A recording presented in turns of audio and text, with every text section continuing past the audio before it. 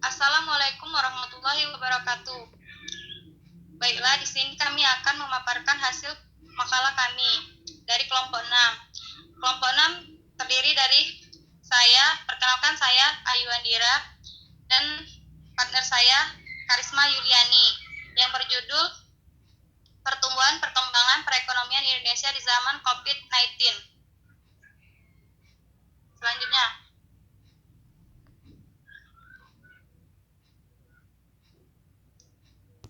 World Health Organization atau WHO menjelaskan bahwa coronavirus atau COP adalah virus yang menginfeksi sistem pernapasan. Virus corona adalah zoonotik yang artinya ditularkan antara hewan dan manusia.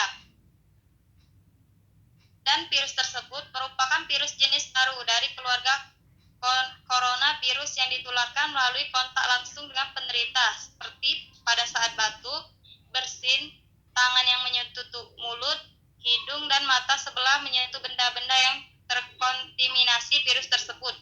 Dan ada beberapa gejala atau tanda yang terinfeksi virus corona, yaitu yang pertama demam tinggi, lebih dari 38 derajat Celcius. Yang kedua, batuk, flu, dan sakit tenggorokan. Yang ketiga, letih dan lesu. Yang keempat, sesak napas. Adapun cara mencegah dari COVID-19 ini yaitu yang pertama, tinggal di rumah, berarti menghindari suatu perkumpulan orang yang banyak, jaga jarak yang banyak. Yang kedua, jaga jarak. Yang ketiga, menggunakan masker. Dan yang keempat, pola hidup sehat. Selanjutnya,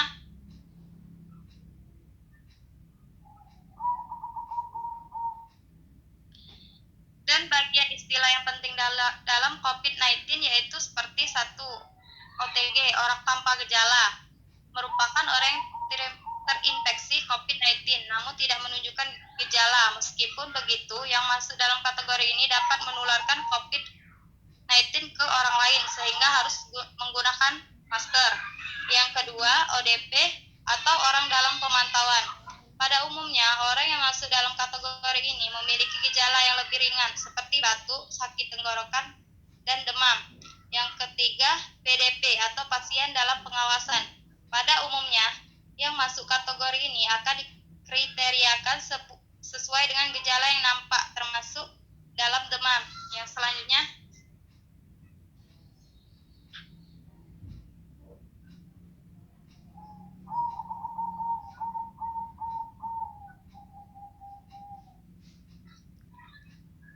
di bidang ekonomi.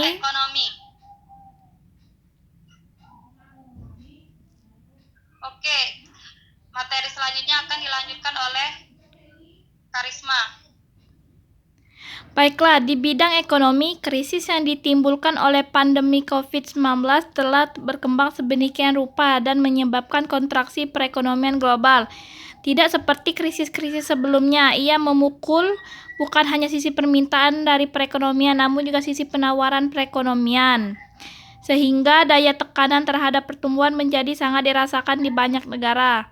Sebagai negara terbuka, perekonomian Indonesia tidak kebal terhadap gejolak dunia yang diakibatkan pandemi COVID-19. Berbagai badan ekonomi internasional seperti Bank Dunia memperkirakan pandemi ini akan mengikis pertumbuhan ekonomi nasional hingga hanya berada pada kisaran minus 3,5% sampai dengan 2,1% pada 2020. Pertumbuhan ekonomi Indonesia pada triwulan 1 2020 yang dikeluarkan oleh Badan Pusat Statistik BPS jelas terlihat kerusakan pada perekonomian yang disebabkan oleh pandemi COVID-19. Beberapa sektor yang terpukul sangat kuat adalah sektor transportasi, sektor konstruksi, serta industri pengolahan. Pukulan berat yang dirasakan berbagai sektor ini sejatinya bisa diperkirakan sebelum dari berbagai indikator lain.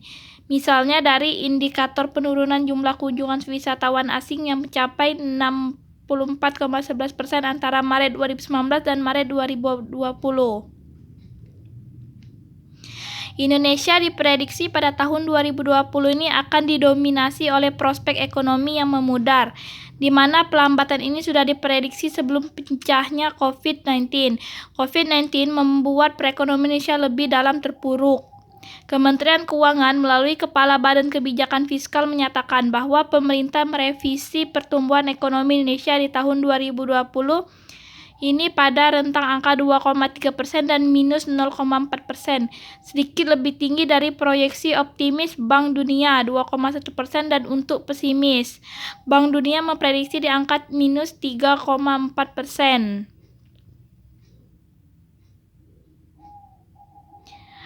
Pada tataran ekonomi global, pandemi COVID-19 memberikan dampak yang sangat signifikan pada perekonomian domestik negara-negara dan keberadaan UMKM.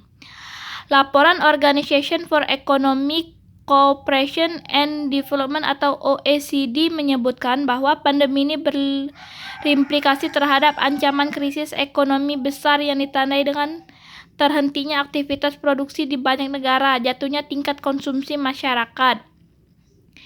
Dan ini juga tentu mengancam juga perekonomian nasional Indonesia. Bagi Indonesia ada 3 implikasi terkait pandemi COVID-19 ini, yaitu sektor pariwisata, perdagangan, dan investasi. Prediksi pertumbuhan ekonomi global perlu dijadikan input bagi pemerintah dalam merancang kebijakan-kebijakan ekonomi, terutama solusi bagi UMKM.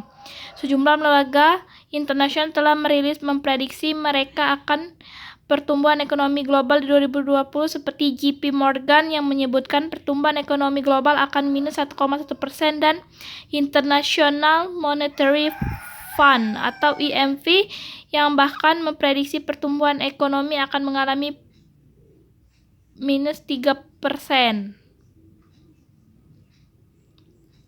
Untuk membangun UMKM bertahan dalam situasi pandemi ini adalah dengan memanfaatkan dana tanggung jawab sosial dan lingkungan (TJSL) yang dimiliki oleh perusahaan swasta dan badan usaha milik negara atau BUMN.